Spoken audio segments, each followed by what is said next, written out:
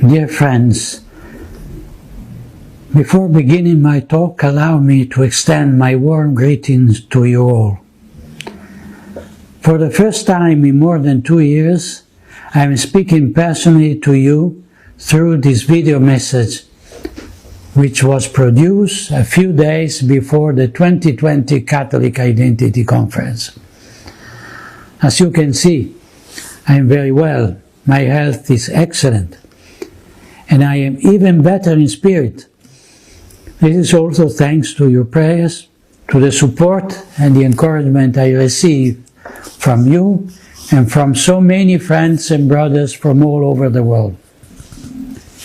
Together we are all united in prayer and in the holy battle which we are called to fight, each on his own respective front, all gather under the mantle of the Most Holy Virgin, the Queen of the Victories, and under the protection of St. Michael the Archangel. I especially wish to thank Michael Matt, who kindly invited me with holy perseverance to speak to you. I believe that now is an opportune time for me to deliver the following address. The subject of my talk would be how the revolution of Vatican II serves the new world order. We live in extraordinary times. As each of us has probably understood, we find ourselves in a historical moment in time. Events of the past, which once seemed disconnected, prove now to be unequivocally connected, both in the principles that inspire them and in the goals they seek to achieve. A fair and objective look at the current situation cannot help but grasp the perfect coherence between the evolution of the global political framework and the role that the Catholic Church has assumed in the establishment of the new world order. To be more precise, one should speak about the role of that apparent majority in the Church, which is actually small in number but extremely powerful, and which, for brevity's sake, I will summarize as the deep Church.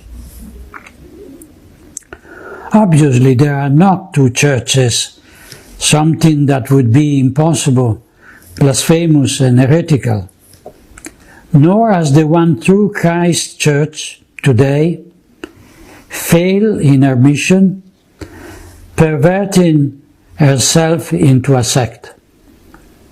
The Church of Christ has nothing to do with those who, for the past 60 years, have executed a plan to occupy her.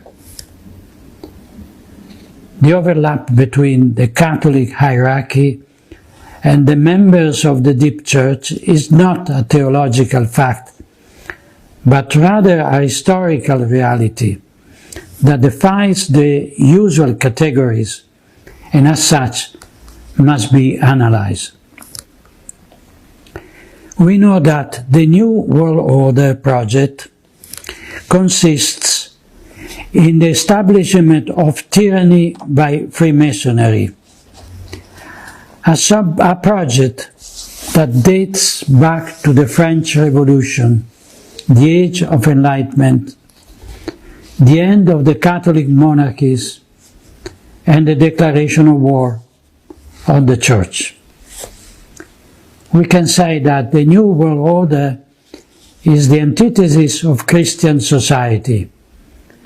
It would be the realization of the diabolic civitas diaboli, the city of the devil, opposed to the civitas Dei, the city of God, in the eternal struggle between the light and darkness, good and evil, God and Satan. In this struggle, Providence has placed the Church of Christ, and in particular the Supreme Pontiffs, as catechon, that is, the one who opposes the manifestation of the mystery of iniquity. Second letter to Thessalonians. And Sacred Scripture warns us that at the manifestation of the Antichrist, this obstacle, the catechon, will have ceased to exist. It seems quite evident to me that the end of times are now approaching before our eyes, since the mystery of iniquity has spread throughout the world with the disappearance of the courageous opposition of the catechon. Let us not make the mistake of presenting the current events as normal, judging what happened with the legal, canonical, and sociological parameters that such normality would presuppose. In extraordinary time, and the present crisis in the Church is indeed extraordinary, events go beyond the ordinary known to our fathers. In extraordinary time, we can hear a Pope deceive faithful, see princes of the Church accused of crimes that in other times would have aroused horror and been met with severe punishment. Witness in our churches liturgical rites that seem to have been invented by Cranmer's perverse mind. See prelates process the unclean idol of the Pachamama into St. Peter Basilica. And here, the Vicar of Christ apologized to the worshippers of that simulacrum. If a Catholic dares to throw it into the Tiber. In these extraordinary times, we hear a conspirator, Cardinal Gottfried Daniels, tell us that since the death of John Paul II, the Mafia of St. Gallen has been plotting to elect one of their own to the Peter's chair, which later turned out to be Jorge Mario Bergoglio. In the face of this disconcerting revelation, we might well be astonished that neither cardinals nor bishops express their indignation nor ask that the truth be brought to light.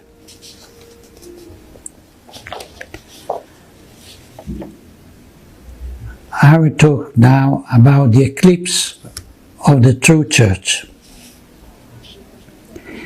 For 60 years, we have witnessed the eclipse of the true Church by an anti-Church that has progressively appropriated her name, occupied the Roman Curia and her dicasteries, dioceses and parishes, seminaries and universities, convents and monasteries. The anti-Church has usurped her authority, and its ministers wear her sacred garment. It uses her prestige and power to appropriate her treasure, assets and finances. Just as happened in nature, this eclipse does not take place all at once. It passed from light to darkness when a celestial body inserts itself between the sun and us. This is a relatively slow but inexorable process in which the moon of the anti-church follows its orbit until it overlaps the sun, generating a cone or shadow that projects over the earth. We now find ourselves in this doctrinal, moral, liturgical, and disciplinary cone or shadow. It is not yet the total eclipse that we'll see at the end of time, under the reign of the Antichrist, but it's a partial eclipse, which let us see the luminous crown of the sun encircling the black disk of the moon. The process that led to the today eclipse of the Church began with the modernism, without a doubt. The anti-church followed its orbit despite the solemn condemnations of the magisterium, which in that phase shone with the splendor of truth. But with the Second Vatican Council, the darkness of this spurious entity came over the Church. Initially it obscured only a small part, but darkness gradually increased. Whoever then pointed to the sun, deducing that the moon would certainly obscure it, was accused of being a prophet of doom, with those forms of fanaticism and intemperance that arise from the ignorance and prejudice.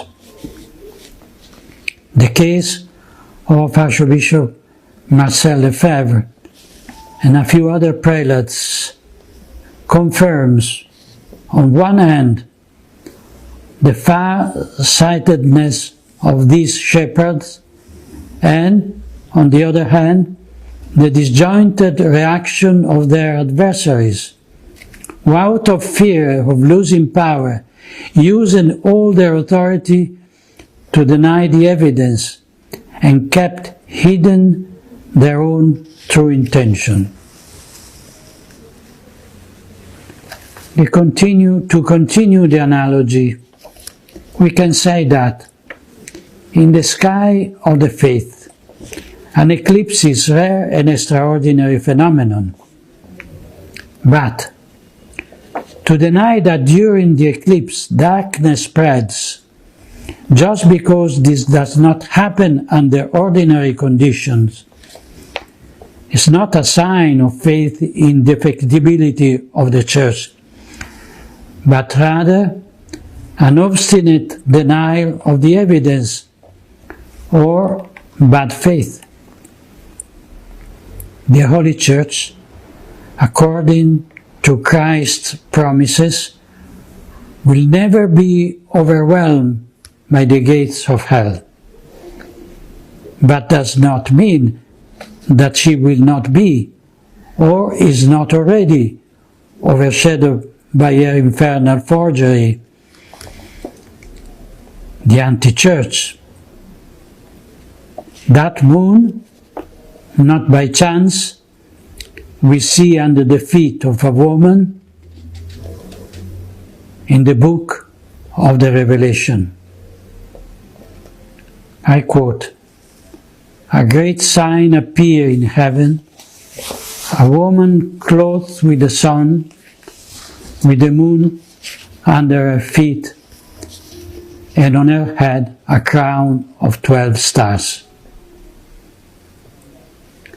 The moon is under the feet of the woman, with above all mutability, above all earthly corruption, above the law of fate and the kingdom of the spirit of this world.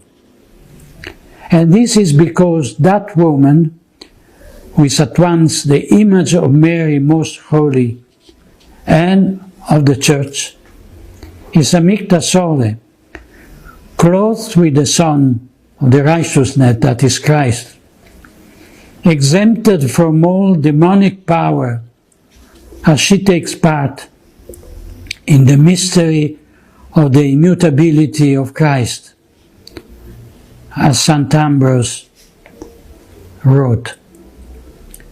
She remained unbruised, if not in her militant kingdom, certainly in the suffering one and the purgatory, and in the triumphant ones in paradise. St. Jerome, commenting on the words of Scripture, reminds us that the gates of hell are sins and vices, especially the teaching of heretics. We know, therefore, that even the synthesis of all heresies represented by modernism and its updated conciliar versions can never definitively obscure the splendor of the bride of Christ, but only for a brief period of the eclipse, that Providence, in His infinite wisdom, has allowed to draw from it a greater good.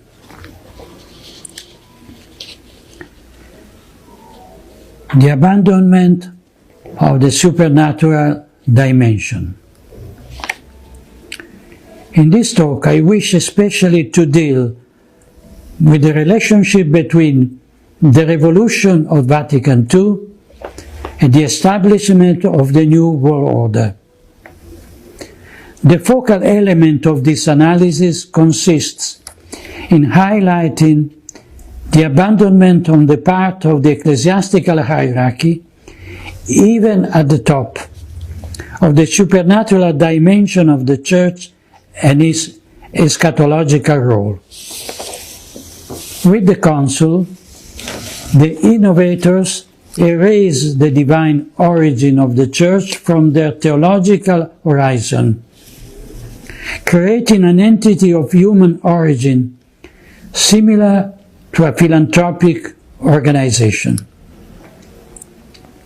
The first consequence of this ontological subversion was the necessary denial of the fact the bride of Christ is not and cannot be subject to change by those who exercise vicarious authority in the name of the Lord.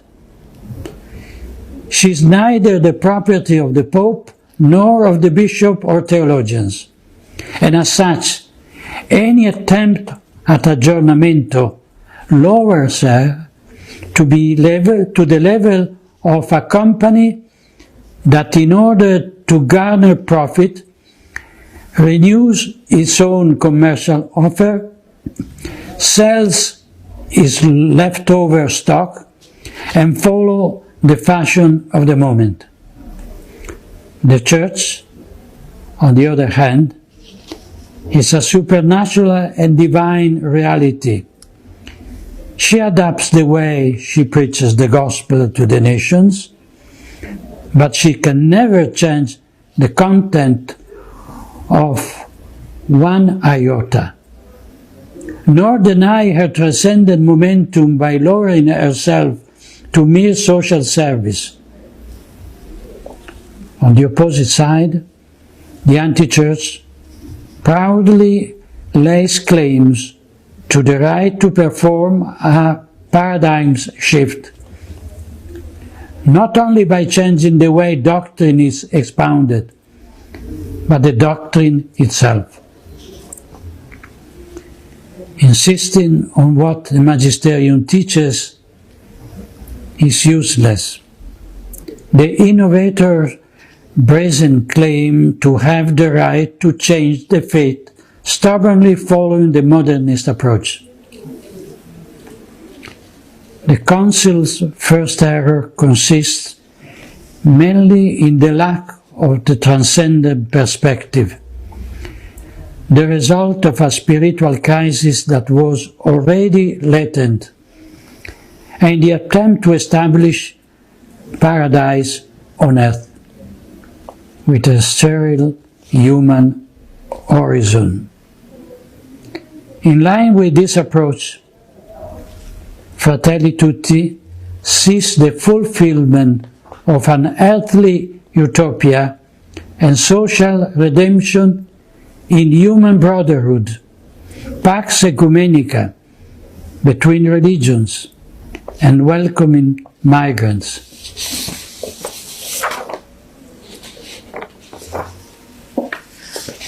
The sense of inferiority and inadequacy.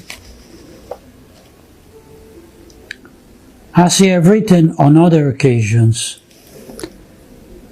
the revolutionary demands of the Nouvelle Théologie found fertile ground in the Council Fathers because of a serious inferiority complex vis-à-vis the world. There were times in the post-war period when the revolution led by Freemasonry in the civil, political and cultural spheres breached the Catholic elite, persuading it of its inadequacy in the face of the epochal challenge that is now inescapable. Instead of questioning themselves and their faith, this elite bishop, theologian, intellectual recklessly attributed responsibility for the imminent failure of the Church to a rock-solid hierarchical structure, to a monolithic doctrinal and moral teaching, looking at the defeat of the European civilization that the Church had helped to form. The elite thought that the lack of agreement with the world was caused by the intransigence of the papacy and the moral rigidity of priests not wanting to come to terms with the zeitgeist and open up. This theological approach stems from the false assumption that between the Church and the contemporary world there can be an alliance, a consonance of intent, a friendship.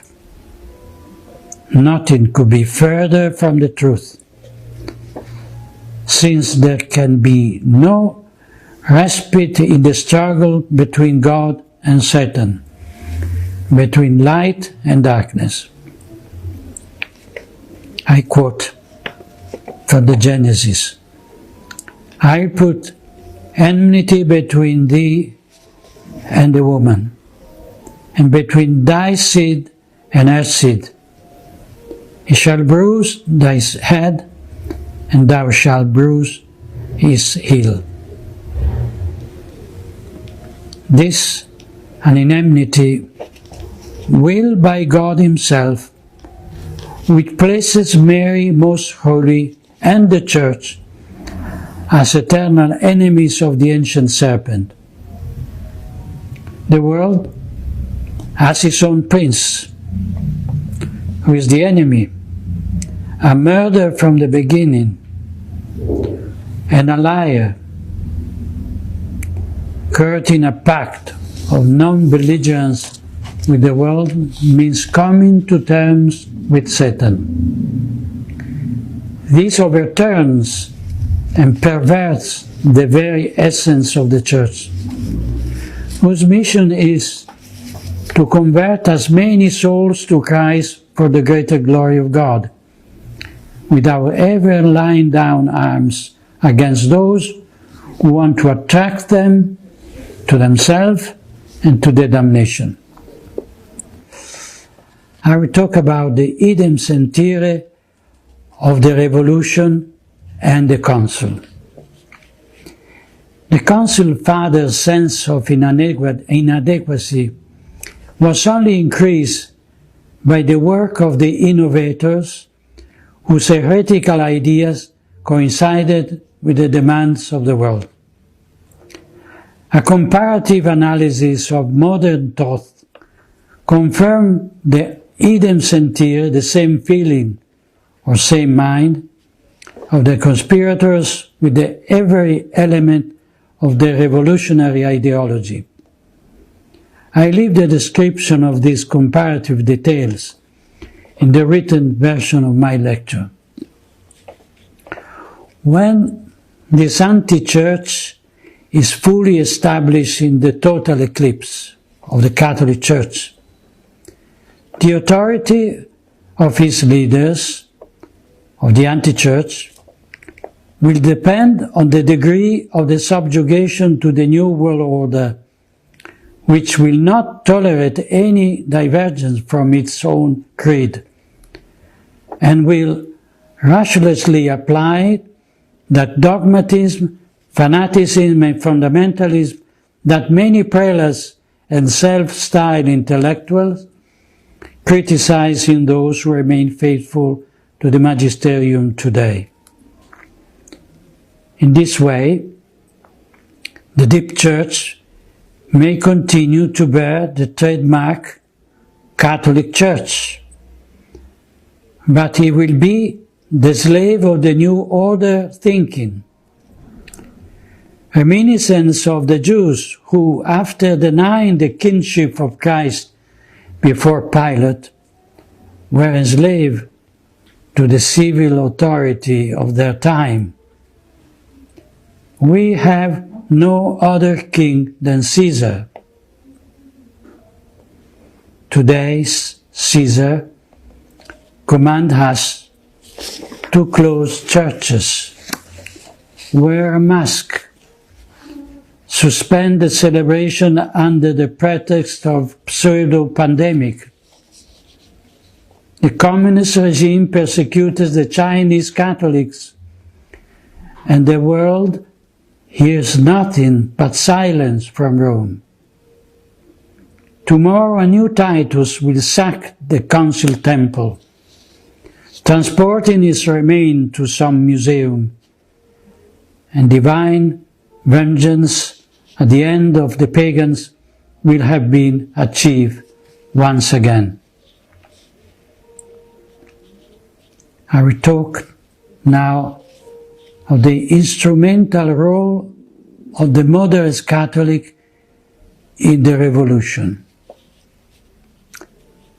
Some might say that the Council Fathers and Popes who presided over that assembly did not realize the implication that their approval of the Vatican II documents would have for the future of the Church.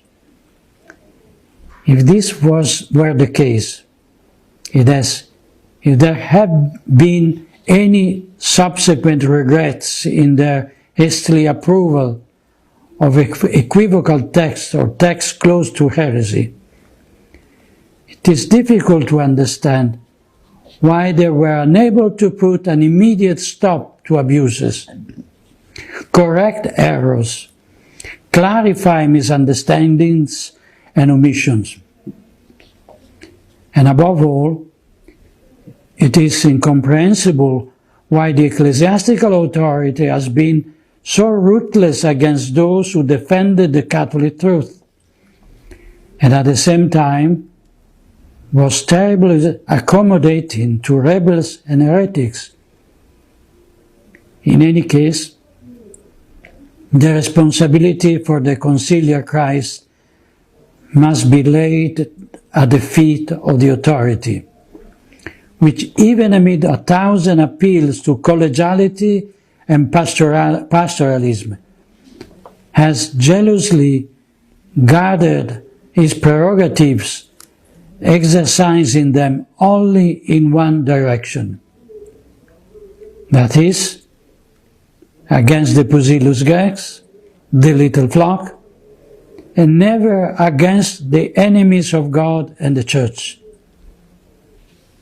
The very rare exceptions when a heretic theologian or revolutionary religious has been censored by the Holy Office only offer tragic confirmation of a rule that has been enforced for decades, not to mention that many of them, in recent times, have been rehabilitated without any abjuration of their errors, and even promoted to institutional positions in the Roman Curia or pontifical ateneums.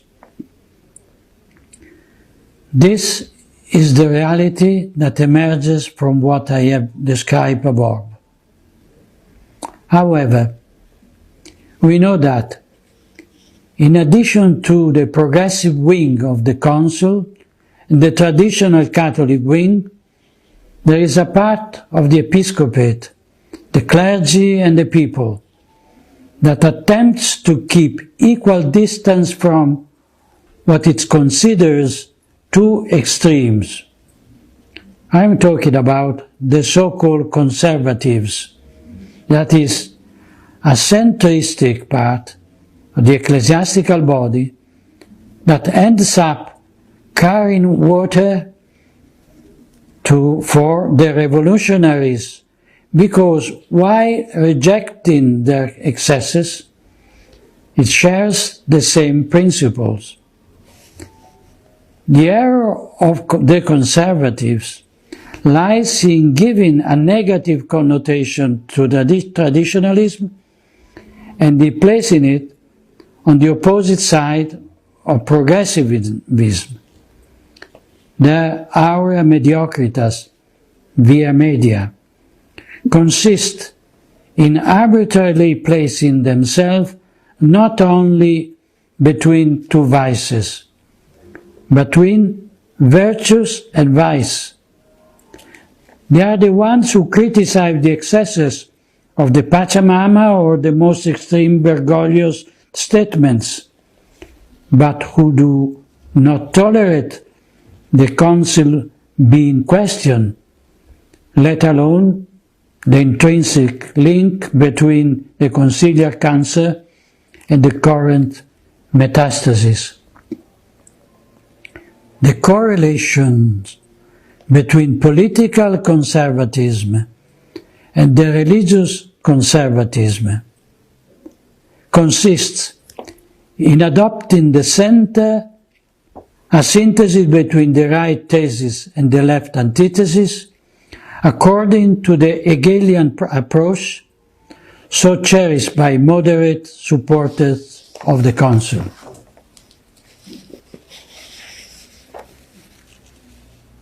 Now we talk about open society and open religion. This analysis would hardly be completed without a word on the neo-language so popular in the ecclesiastical sphere. Traditional Catholic vocabulary has been deliberately modified in order to change the content it expresses. The same has happened in the liturgy and preaching, where the clarity of the Catholic exposition has been replaced by ambiguity and the implicit denial of dogmatic truth. The examples are endless. This phenomenon also goes back to Vatican II, which sought to develop Catholic version of the slogan of the world.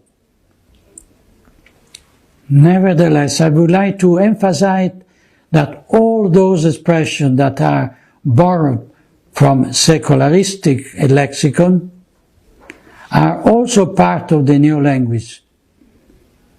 Let us consider the Bergoglio's insistence in the outgoing church, the openness, as a positive value. Similarly, I quote from Fratelli Tutti, "A living and dynamic people, a people with a future, is one constantly open to a new synthesis through its ability to welcome differences." number 160. I quote again, "The church is a home with open doors. We must to be a church that serves, that leaves home and goes forth from its places of worship, go forth from its sacristies in order to accompany life, to sustain hope, to be the sign of unity, to build bridges, to break down walls, to sow seed of reconciliation." Close the quotation.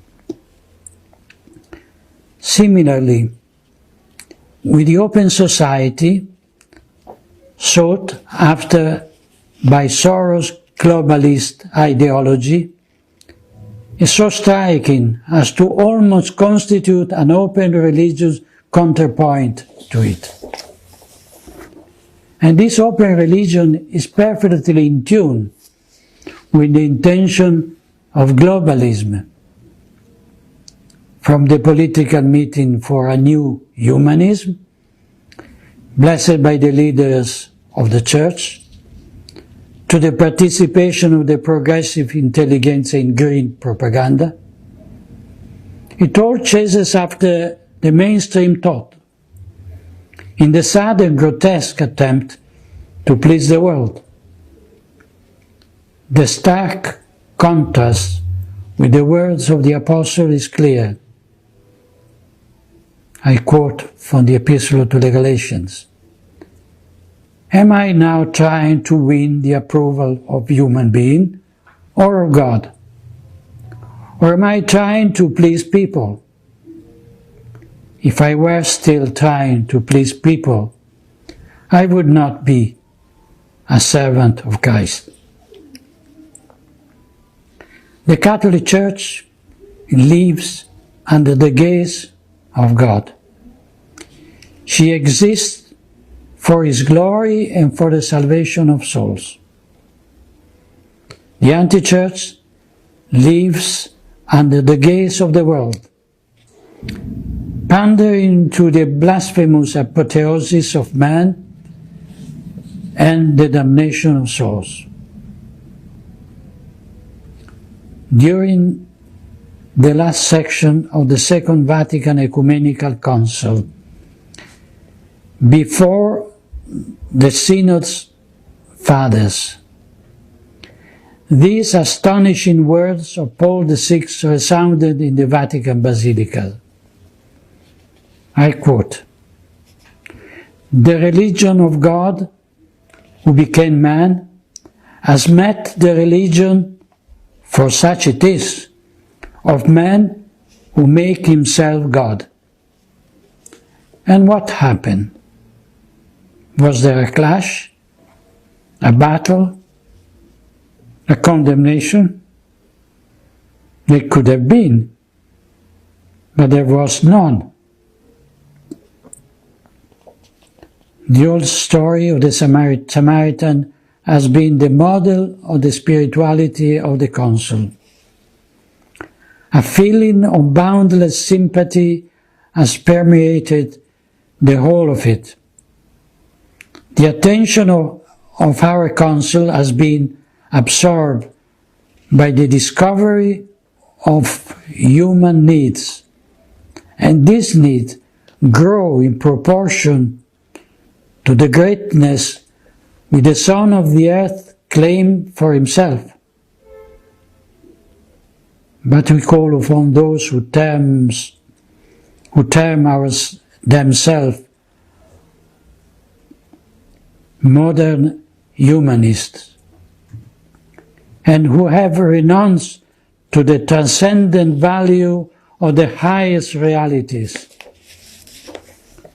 to give the Council credit at least for one quality, and to recognize our own new type of humanism.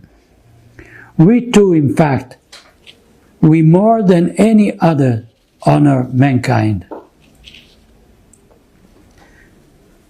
This sympathy is the figure of the Council, and of the new religion, for such it is, of the anti-church, an anti-church born of the unclean union between the church and the world, between the heavenly Jerusalem and the hellish Babylon.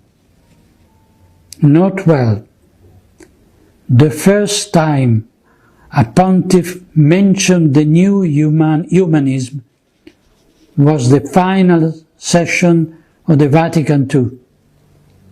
And today we find it repeated as a mantra by those who consider it a perfect and coherent expression of the revolutionary men's frame of mind of the Council.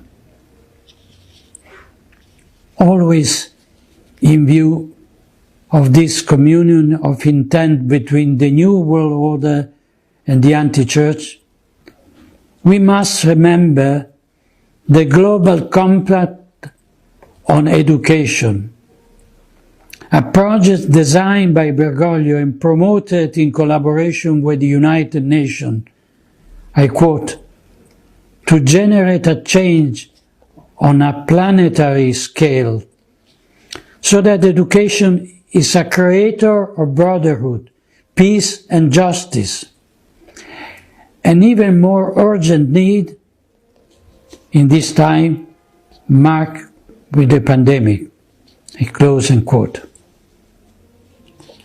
This project has been supported and spread to all educational institutions by the Congregation for Catholic Education through a letter that makes explicit reference to the conciliar constitution Gaudium Spes.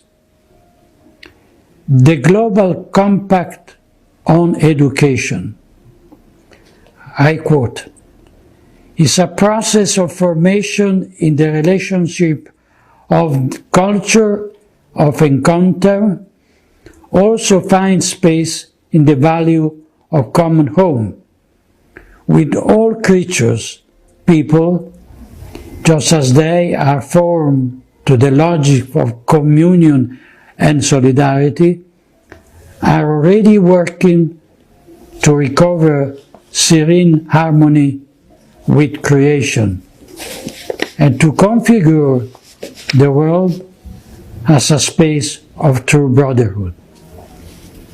Close the quote. As can be seen, the ideological reference is always and only to Vatican II, because only from that moment on did the anti-church place man in the place of God, the creature in the place of the Creator. The new humanism obviously has an environmental and ecological frame into which are grafted both the encyclical Laudato Si and the green theology. The Church, with Amazonian face, on the 2019 Synod of Bishops, with this idolatrous worship of Pachamama in the presence of the Roman Sanhedrin. The Church's attitude during the COVID-19 demonstrated on one hand the hierarchy's submission to the dictates of the state, in violation of the Libertas Ecclesiae, which the Pope should have firmly defended. It also put on display the denial of any supernatural meaning of the pandemic, replacing the righteous wrath of God, offended by the countless sins of humanity and nation, with the more disturbing and destructive fury of nature, offended by the lack of respect for the environment. And I would like to emphasize that attributing a personal identity to nature, almost endowed with intellect and will is a prelude to her divinization. We have already seen such a prelude of this under the very dome of St. Peter Basilica.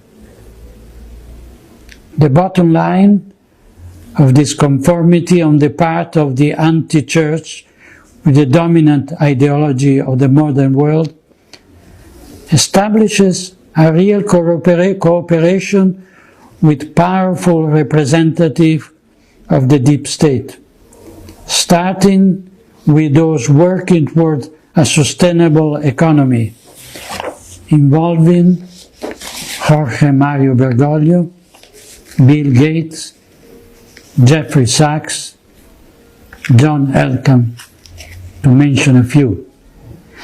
Allow me a brief word about the political situation in the United States on the eve of the presidential election.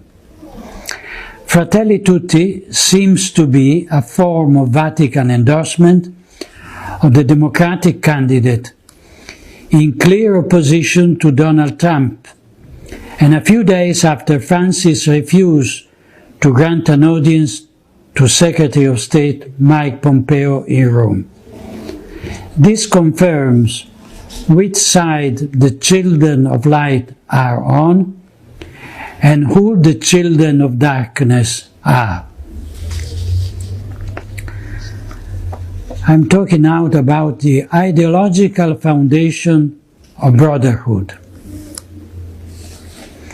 The theme of brotherhood, an obsession for Bergoglio, finds itself first formulation in Nostra Aetate and Dignitatis Humanae. The latest encyclical, Fratelli Tutti, is the manifesto of this Masonic vision in which the cry Liberté, Égalité, Fraternité replaced the gospel for the sake of a unity among men that leaves out God. Note that the document on human fraternity for world peace and living together, signed in Abu Dhabi on February 4, 2019, was proudly defended by Bergoglio with this word, I quote, "From the Catholic point of view, the document did not go 1 millimeter beyond the Second Vatican Council." I close the quote. Cardinal Miguel Ayuso Guizot, President of the Pontifical Council for Interreligious Dialogue, comments in the Civiltà Cattolica, I quote, "The Catholic Church's commitment to interreligious dialogue, which opens the way to peace and fraternity, is part of her religious mission and at its roots in the Council event." I close the quote. Once again, the Council of Vatican II confirms that it is at the origin of Bergoglian metastasis. The fil rouge, the common thread that unites the Council with the cult of the Pachamama, also passed through Assisi, as my brother Athanasius Schneider rightly pointed out in his recent speech. And speaking of the anti-church, Archbishop Fulton Sheen describes the Antichrist, I quote, "Since his religion will be brotherhood without paternity of God, he will deceive even the elect." Close the quote. We seem to see the prophecy of the venerable American Archbishop coming true before our eyes. It is not surprised that the infamous Grand Lodge of Spain. After having warmly congratulated his paladin raised to the throne, once again paid homage to Bergoglio with these words. I quote, Pope Francis' latest encyclical shows how far the present Catholic Church is from its previous positions. In Fratelli Tutti, the Pope embraced the universal brotherhood, the great principle of modern Freemasonry. Close the quote. The reaction of the Grand Oriente of Italy is not dissimilar. I quote, These are the principles that Freemasonry has always pursued and guarded for elevation of humanity. Close the quote. I remember that in the Masonic documents of the Alta Vendita since the 19th century, an infiltration of Freemasonry into the Church was planned. I quote, You too will fish some friends and lead them to the feet of the Apostolic See. You will have preached revolution in tiara and cope, proceeded under the cross and banner, a revolution that will need only little help to set the quarters of the world on fire. I will talk now of the cause and effect. Philosophy teaches us that to a cause always corresponds a certain effect. We have seen that the action carried out during Vatican II have had the desired effect, giving concrete form to that anthropological turning point which today has led to the apostasy of the anti-church and the eclipse of the true Church of Christ.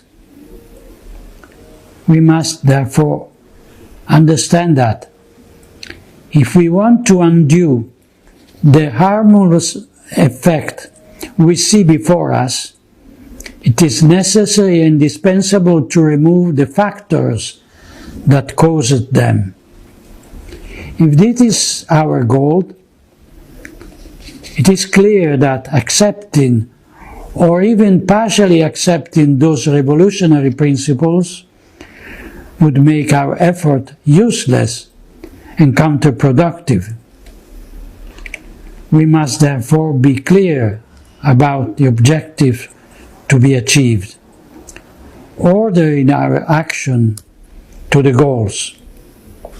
But we must all be aware that in this work of restoration, no exception to the principle are possible, precisely because failure to share them would prevent any chance of success.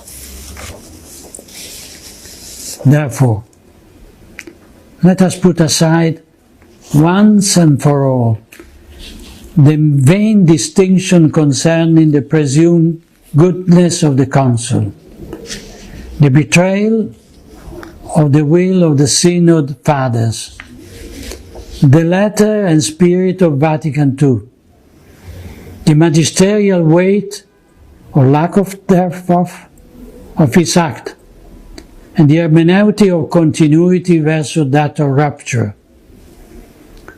The anti-church has used the label ecumenical council to give authority and legal force to its revolutionary agenda, just as Bergoglio calls his political manifesto of allegiance to the New World Order an encyclical letter. The cunning of the enemy has isolated the healthy part of the Church, turning between having to recognize the subversive nature of the Council document, thus having to exclude them from magisterial corpus, and having to deny reality by declaring them apolitically orthodox in order to safeguard the infallibility of the magisterium. The dubia represented an humiliation of the princes of the Church, but without untying the doctrinal knots brought to the attention of the Roman pontiffs.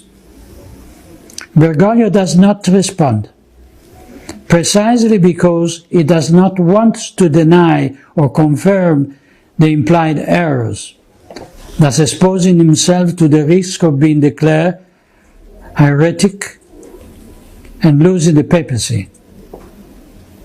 This is the same method used with the Council, where ambiguity and the use of imprecise terminology prevent the condemnation of the error that has been implied.